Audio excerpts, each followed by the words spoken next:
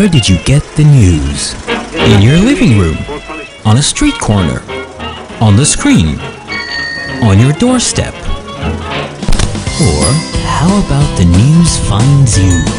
The new Haaretz app for iPad, brought to you in a friendly interface. And the suggestion that anybody in my team, whether Secretary of State, our UN ambassador, anybody on my team, would play politics or mislead when we've lost 4 of our own, Governor, is offensive. That's not what we do.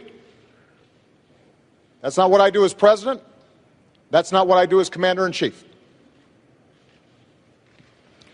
Governor, if you want to reply just quickly to this, please. I certainly do. I think it's interesting. The president just said something which is that on the day after the attack, he went in the Rose Garden and said that this was an act of terror. That's what I said. You said in the Rose Garden, the day after the attack, it was an act of terror. It was not a spontaneous demonstration. Is that what you're saying? Please proceed, Governor. I want to make sure we get that for the record, because it took the president 14 days before he called the attack in Benghazi an act of terror. Get the transcript. He did, in fact, sir. So let me call it an act of terror. Can you say that a little louder, Candy? He did call it an act of terror. It did as well take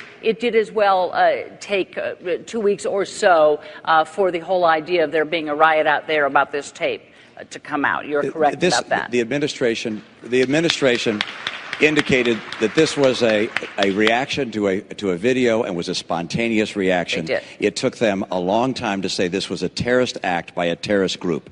And to suggest, am I incorrect in that regard? On Sunday, your secretary, the ambassador of the United Nations went on the Sunday television shows and spoke about how this was a spontaneous reaction. I'm happy to have a longer conversation about foreign policy. Absolutely, but I want to move you on, and also people can go to the transcripts. I just want to make sure that